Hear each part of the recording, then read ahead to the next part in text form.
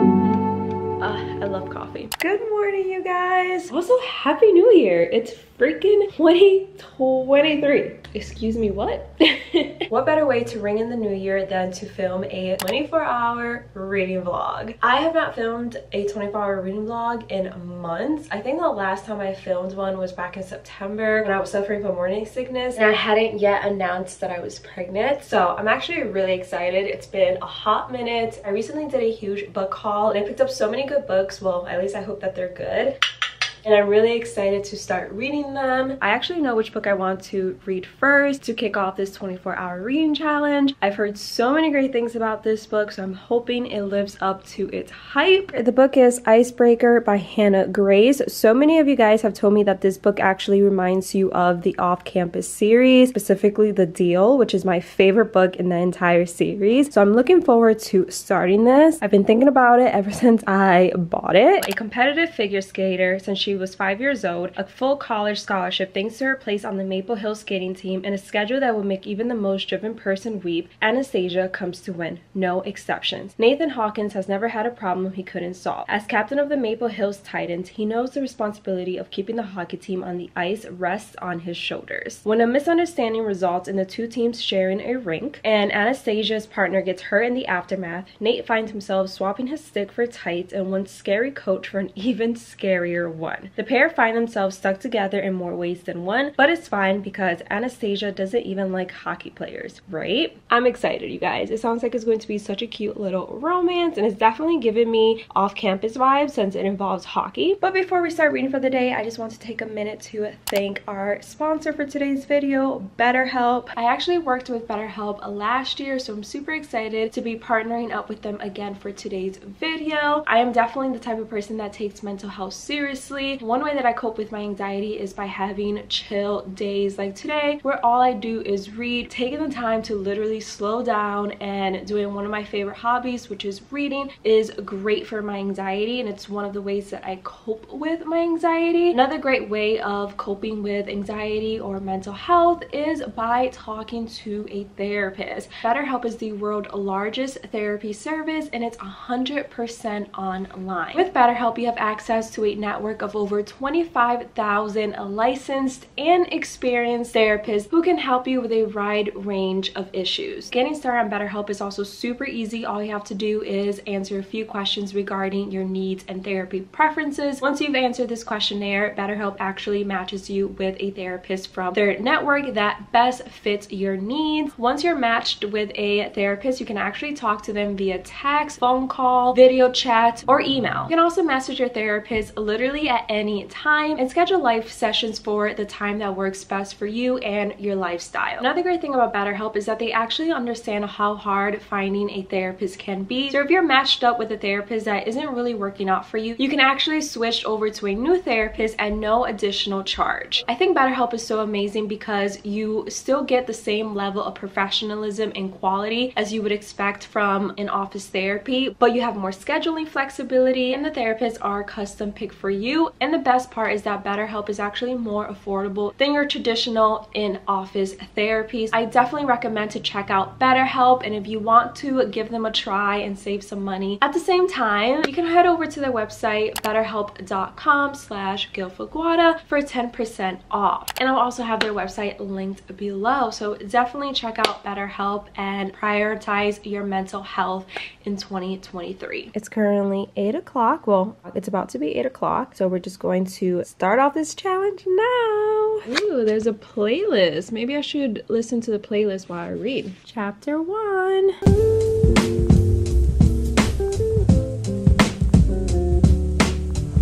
I'm already at the part of the book where something happened to the hockey team's ice rink, so now they have to share a second ice rink with the figure skating team, which involves Anastasia. Both teams are upset that they now have to share an ice rink. It's the hockey team's fault that they have to share an ice rink. Well, kind of their fault. So Anastasia has wanted nothing with Nathan, even though he's trying his hardest to be nice to her and to kind of be the peacemaker between both teams since he is the captain of the hockey team. I just got to chapter 7, so I'm over 50 pages into the book, and I honestly have to say that Anastasia's partner Aaron is honestly a huge ass to everyone but her. I mean, sometimes he can be an ass towards her as well, but it only happens when she's in the proximity of another guy. So I'm getting the vibe that he has a thing for her, even though they're just skating partners and roommates. Anastasia doesn't see him that way, but I think that he likes her more than a friend, which is why he's acting like an ass towards her whenever there's a guy like Nathan around her, which doesn't excuse his behavior by any means, but it kind of makes sense if he does have a thing for her. But I'm loving Nathan so far. He seems like such a sweetheart, always wanting to keep the peace, always wanting to find common ground with everyone. So far I'm really enjoying the book. It's definitely giving me off-campus vibes, so you guys were right. Oh my god, I now know why the book is titled Icebreaker. It makes so much sense.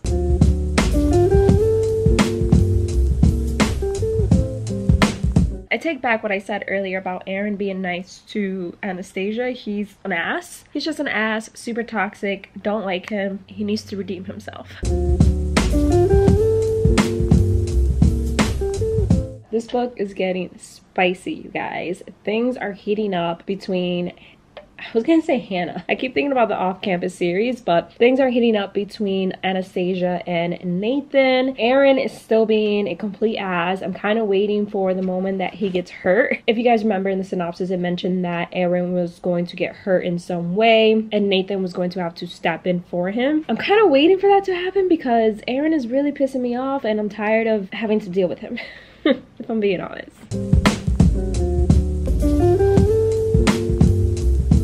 Aaron is a little shit. He just got hurt and he lied about how he got hurt, so it's causing some drama. And sorry if you hear my washing machine in the background, I'm doing laundry as I read. But yeah, Aaron lied. Now there's a little drama in the book and I can't wait until the truth is revealed. Also, this book is kind of long. Like, I'm not mad at it, I'm enjoying it, but I feel like I've been reading forever. I did take a few breaks here and there to do laundry. I had to make a doctor's appointment, do like little admin stuff, but for the most part I feel like I've been reading this book for ever. I've been reading for 5 hours and I'm only like halfway done with the book, but I'm enjoying it. It's good. It just feels quite long. I don't know what more is going to happen to justify the length, but we shall see. I'll be here reading.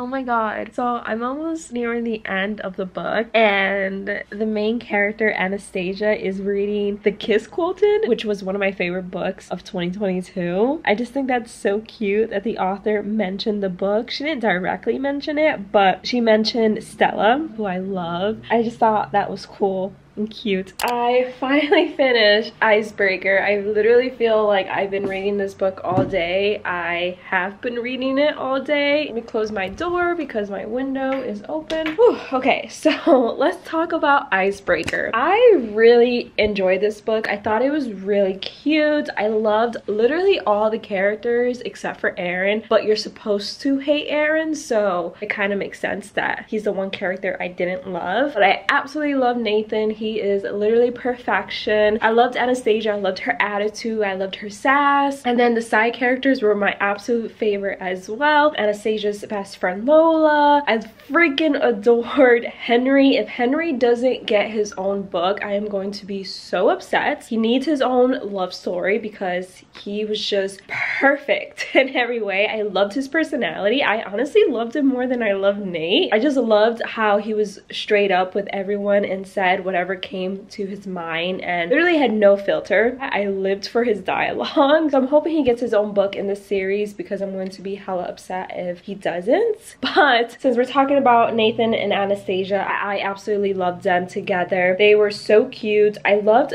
the fact that this book tackled so many important topics. It tackled gaslighting, it tackled eating disorders. So I really enjoyed this book. I definitely recommend for you guys to check out Icebreaker by Hannah. Grace. If you haven't read this book yet, I actually think this is her debut novel, which is so crazy because it's freaking amazing. The only thing I didn't really like was how long it was. It's over 400 pages and I don't think it had to be 400 pages. For that reason, I'm only giving it 4 stars, but it's the first book that I've read in 2023, so we are starting off this year on a good note. I'm excited to pick out my second book. I don't know what I'm in the mood to read next. I don't know if I want to read a thriller or another romance. I don't know. Let me go to my book cart and figure it out. Should I read Dating Dr. Dill? I feel like if I read The Chase by Elle Kennedy, I'm just going to be comparing it to Icebreaker since they're both like college campus romances. But I don't know what I want to read. Maybe Colleen Hoover. I don't know, you guys. Better than the movies? Maybe. I think I'm going to read When in Rome by Sarah Adams. It seems like it's going to be a pretty short book. I mean, it's 300 pages, so it's not that short. Opposites certainly attract for a stranded pop star and a small town baker in this charming slice of romance from Sarah Adams. Amelia Rose, my cat's name is Amelia, known as Ray Rose to her adoring fans, is burned out from years of maintaining her princess of pop image. Inspired by her favorite Audrey Hepburn film, Roman Holiday, she drives off in the middle of the night for a break in Rome, Kentucky, that is. When Noah Walker finds Amelia on his front lawn in her broken down car, he makes it clear he doesn't have the time or patience for celebrity problems. He's too busy running the pie shop his grandmother left him and reminding his nosy but lovable neighbors to mind their own damn business. Despite his better judgment, he lets her stay in his guest room, but only until her car is fixed. Then she's on her own. But Noah starts to see a different side of Ray Rose. He sees the real Amelia, kind-hearted and goofy, yet lonely from years in the public eye. He can't help but get close to her. Soon she'll have to return to her glamorous life on tour, but until then, Noah will show Amelia all the charming small-town experiences she's been missing, and she'll help him open his heart to more. So this is giving me small town romance, grumpy sunshine. I'm here for it. Let's start reading.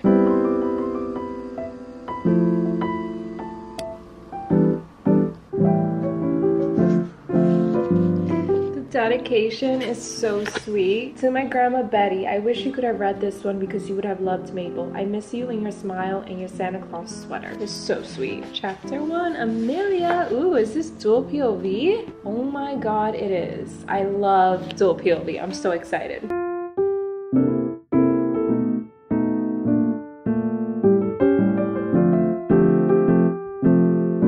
I'm only 26 pages in and I am already enjoying this book immensely. I love Amelia's character. She is so funny. I love the grumpy sunshine trope, so I know I'm going to really enjoy this book, but I wasn't expecting to like it like right off the bat, and I find myself smiling as I read. And I'm only 26 pages in, so hopefully this continues. Mr. Grump is finally warming up to Miss Sunshine, Amelia, which is so sweet to see. I love when like a grumpy man has a soft spot for the girl that he loves or likes. This book is such a cute little vibe. It's really cool to see Amelia finally becoming her own person after being a celebrity, specifically a pop singer for so long, where everyone has controlled her life for over 10 years, and she's now finally going back to her old self and standing up for herself, and it's actually really nice to see. But I think I'm actually going to call it a night here because I am kind of sleepy. It's already 10 o'clock. I'm like halfway done with the book, so I think that I'm going to finish up the book in the morning. I'm going to stop the timer now and then start it back up in the morning when I start reading again, but I definitely don't feel like staying up all night and pulling an all-nighter. Going to call it a night here, I guess, and I'll see you guys in the morning to continue on reading.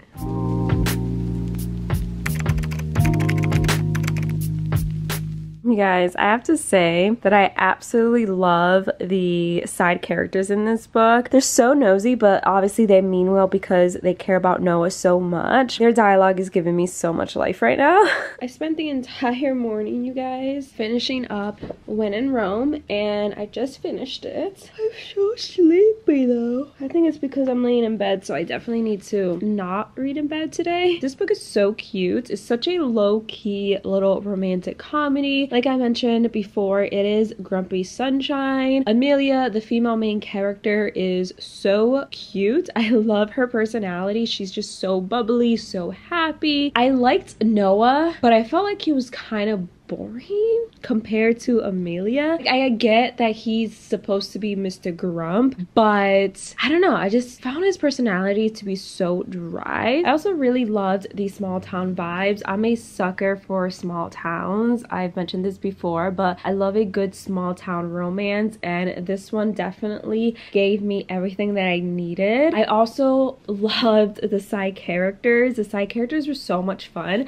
I think that's why I found Noah to be a little boring. Like, even the side characters had so much personality, especially Mabel, and Noah's sisters were so sweet and so funny that Noah just came across as boring and dry to me. Honestly, I think I give this book a 3.5 out of 5 stars. It did get a little repetitive towards the end with the whole like, I want you, but then again I don't, because you're not going to stay in this small town forever. Like, you're a pop star, we have different lifestyles. Like, that back and forth started getting old, but other than that, I still really enjoyed it. I think the ending was super cute. I really enjoy Sarah Adams' writing in this a lot more than I enjoyed the cheat sheets. I read the cheat sheet last year and I didn't really like that book all that much. I thought it was okay, but I think I didn't really enjoy it because it was friends to lovers. But this one again is Grumpy Sunshine, so if you prefer that trope, I think you're going to enjoy this book a lot more than the cheat sheet. I also really liked that this was actually a closed door romance. All the two main characters really did was kiss. It was implied that they were together, but it wasn't explicitly like described like some other romance books. Like, Icebreaker is super spicy, this one isn't. So if you're looking for a more closed door romance book to read, definitely check out When in Rome. I loved all the Audrey Hepburn Roman holiday references in this book. I'm a huge Audrey fan, so the fact that this book took inspiration from Roman holiday was super cute. Overall, I definitely recommend for you guys to check out this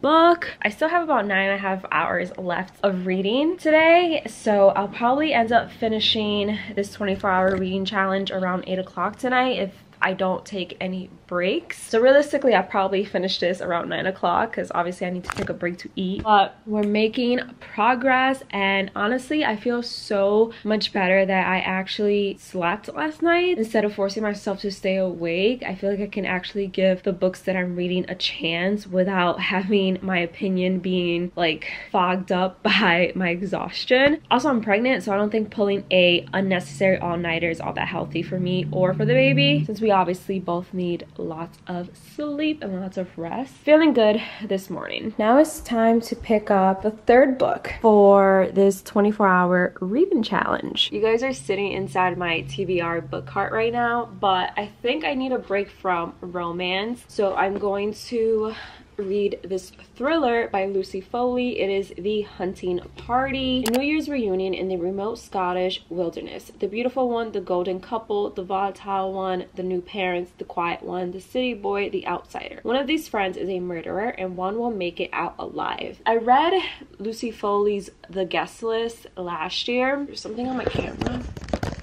I read The Guest List last year, and I have to say that I wasn't the biggest fan of that book. I felt like it was pretty slow, pretty predictable. It was just like a basic thriller for me, nothing really exciting. But I decided to give Lucy Foley a second chance, and I recently picked up The Hunting Party. Some of you guys have told me that this book is actually just as boring as The Guest List was, so I'm kind of nervous to start it. Hopefully it's good. I don't know, but I definitely need a break from romance since I read 2 romance books literally back to back, and I don't want to get myself into a reading slump, so I'm going to switch up genres and let's see how this one goes. What you doing?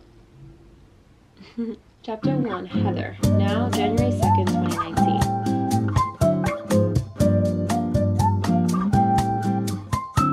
Guys, I'm still here. I'm still reading. It's been a few hours since I last updated you guys. I'm not gonna lie, I ended up taking a 1-hour nap because I was so tired and I was getting the worst headache. I'm feeling better now, but this book, you guys, is very boring. Like, I'm sorry. And the characters are all just so annoyingly pretentious that I really don't care for any of them. They're all hiding a secret. Well, are they all hiding a secret? Some of them are hiding secrets. I don't really care. I'm not invested because they're all like terrible pretentious people, so I don't really care what happens to them. I only have a few hours left in this challenge, so I thought I would be able to finish this book and start another one, but honestly I'm struggling to get through this book, so I don't know if I'll be able to. Where's my clock? Yeah, I have about 4 hours left. Okay, maybe I'll be able to finish this book and start another book before this challenge is over, but I don't know, I'm just struggling right now, you guys. That's my update. This book was so incredibly boring, but I finished it.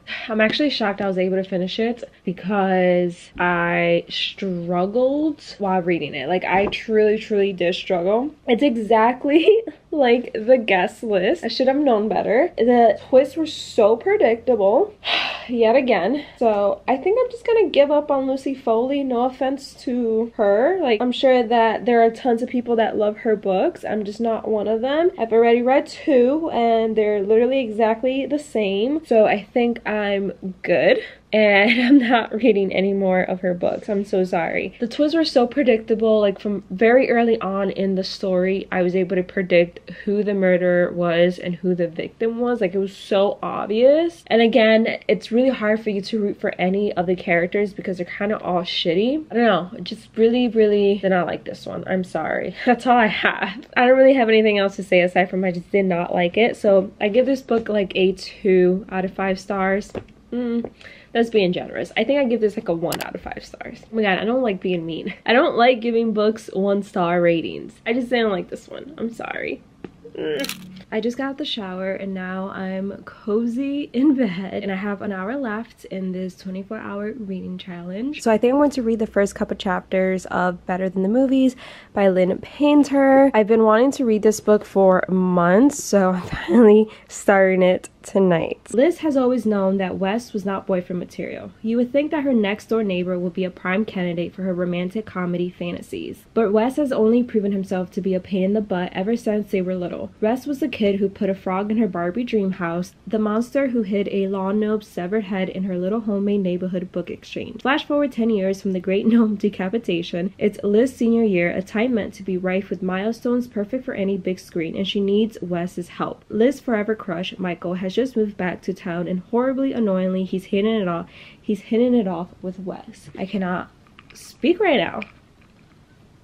Okay, meaning that if Liz wants Michael to finally notice her and hopefully be her prom date, she needs Wes. He's her in. But as Liz and Wes scheme to get Liz her magical prom moment, she's shocked to discover that she actually likes being around Wes. And as they continue to grow closer, she must re-examine everything she thought she knew about love and rethink her own perception of what happily ever after should really look like. I'm getting enemies to lovers, so let's see.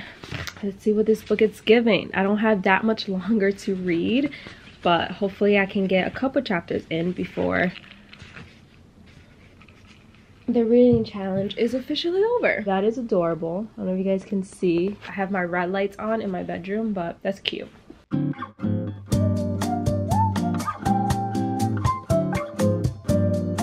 I always forget how prom is such a big deal for some people. Like, I didn't go to my prom. I really did not care about prom at all. I had no interest in going. Like, I was never that type of girl to daydream about the big prom day. And I always forget that there are people, like the main character in this book, who dream about going to prom since like freshman year of high school, which there's nothing wrong with that. It's cute, but I always forget that prom is such a big deal to some people, but it really truly wasn't a thing for me. My husband actually didn't go to prom either. He was the same exact way. We didn't know each other in high school, but he felt the same way I did. He really did not care about prom at all.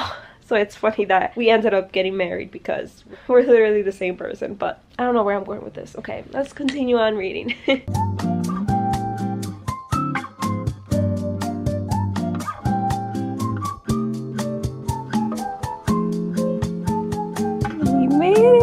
You guys, we made it. We have officially completed another 24-hour reading day. Well, it took me a little bit longer this time around, but that's okay. This is probably one of my favorite 24-hour reading challenges that I have done because I actually really enjoyed the books that I read, aside from The Hunting Party. We're never going to talk about that book again, but other than that, I really enjoyed doing this challenge. Better Than the Movies is actually really cute and funny. I thought I wasn't going to like it because it seems like it's YA, I believe. Two main characters are in high school, so I I'm pretty sure it's YA, but I didn't know if I was going to like it, and I'm actually really enjoying it so far. I kind of want to continue on reading it. It's pretty adorable, and so far I really like the main character Liz. Maybe because I'm a huge fan of rom-com movies just like she is, so I don't know, maybe I relate to her a little bit. But let me know in the comments below if you have read any of the books that I read during this reading challenge. Do you agree with my reviews? Do you disagree? I would love to know. Don't forget to check out BetterHelp. You can head over to their website betterhelp.com/GilFraguada for 10% off. I will also have BetterHelp linked in the description box below so you can easily check them out. And I really hope you guys enjoyed watching this reading vlog. If you did, don't forget to give it a big thumbs up. Don't forget to subscribe. I would love to have you a part of my channel, and I'll see you guys in the next one. Bye guys.